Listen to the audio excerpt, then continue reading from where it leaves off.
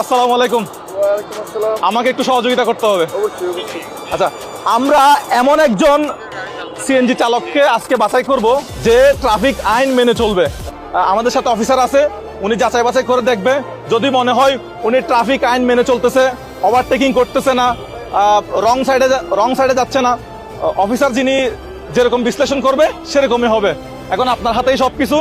আমরা তাহলে একটা রাইড নিয়ে চলেন, লেটস গো।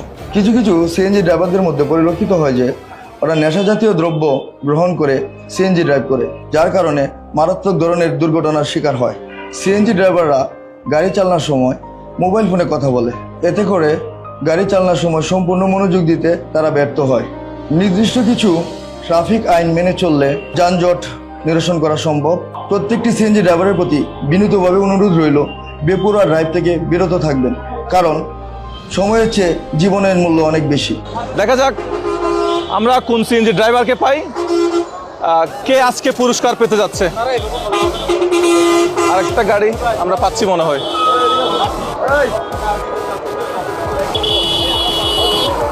চলুন আমরা একটা রাইড নিতে পারি। হ্যাঁ, লেটস গো। আমার মনে হয় ওকে সুযোগটা দেওয়া উচিত না। কেন? ওর সিএনজিতে ফল্ট আছে, আমরা নেক্সট করি। ও, কি ফল্ট একটু বলবেন আমাদেরকে? ওর মিটারই নাই, যেটা দিয়ে যাবে ওর মিটারই নাই।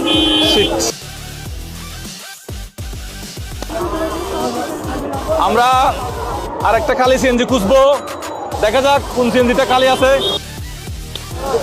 আপনার কি মিটার আছে? মিটার ভালো ভালো। হ্যাঁ, আপনি যেতে পারি। আপনি সাইড করেন, নাই সাইড করেন।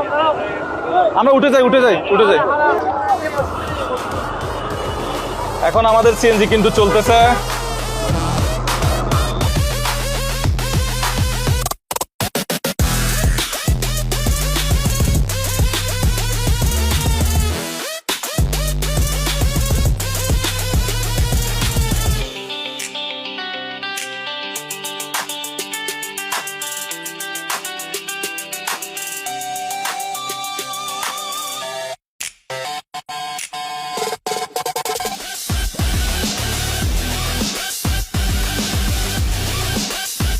এটা কি সব যাত্রীকে খুলে দেন নাকি শুধু আমাদেরকে খুলে দিলেন? যাহা বলিব সত্য বলিয়া মিথ্যা বলবো না। মিথ্যা বলবো না। প্রায় যাত্রীরা খুলে দিই, কিছু কিছু যাত্রীরা খোলা হয় না বা ওরা নিজেরা খুলে বের হয়ে যাচ্ছে। যেমন কি আমি ম্যাক্সিমাম সময় আমি নিজেই খুলে নেই। স্যার, অনেক যাত্রী- অনেক পরীক্ষা নিলেন, কি মনে হলো আর কি কি দেখার আছে? হ্যাঁ, ওর কাগজগুলো আমরা চেক করতে পারি। চলেন, এখন আপনি সম্পূর্ণ নির্ভর করতেছে আপনার উপরে। আচ্ছা, আপনার লাইসেন্সটা দেন।